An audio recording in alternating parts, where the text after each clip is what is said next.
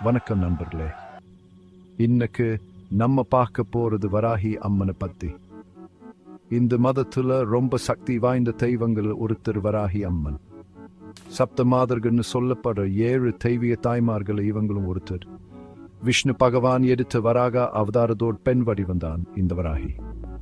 புராண கதைகள்ல ஹிரண்யாக்ஷன் என்ன அரக்கனிடமிருந்து பூமியை காப்பாத்துறதுக்கா விஷ்ணு பகவான் வராக அவதாரம் எடுத்தார்னு சொல்லப்படுது.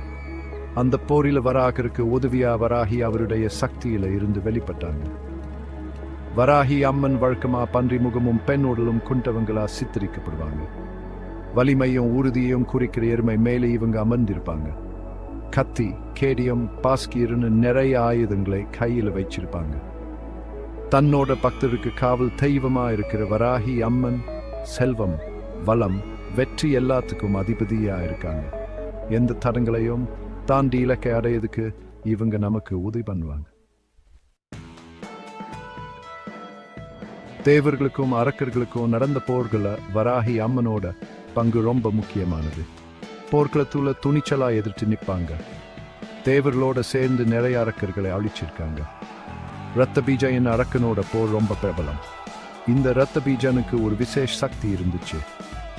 அவன் உடம்பில் இருந்து ஒரு சொட்டு ரத்தம் பூமியில விழுந்தான். அதுல இருந்து இன்னொரு ரத்த பீஜன் உருவாயிடுவான். இதனால அவனை அழிக்கவே முடியாது. ஆனா வராகி அம்மன் ரொம்ப புத்திசாலி. ரத்த பீஜனோட ரத்தம் பூமியில வர்றதுக்கு முன்னாடியே அதை குடிச்சிட்டாங்க.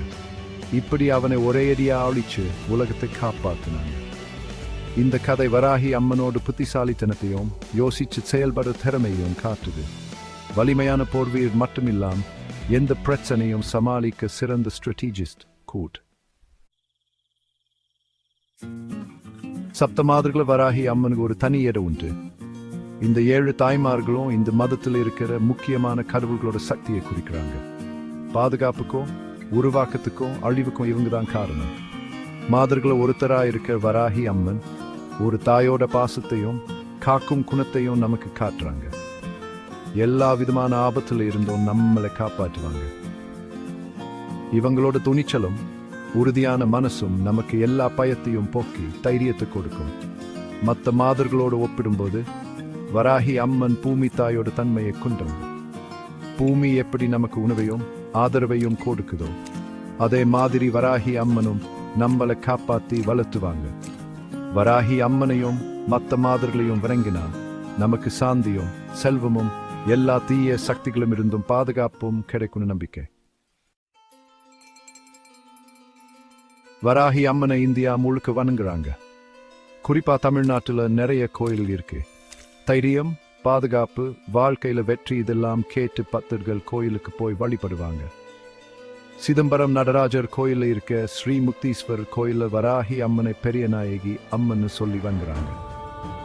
அஸ்ஸாம்ல இருக்க காமக்யா கோயிலையும் வராகி அம்மனுக்கு ஒரு சன்னதி இருக்கு.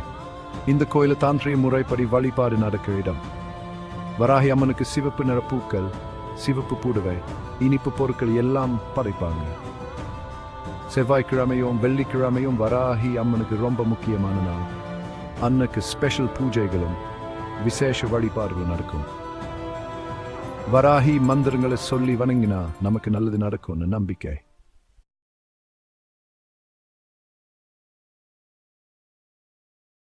This content sponsored by BuyMood shopping app.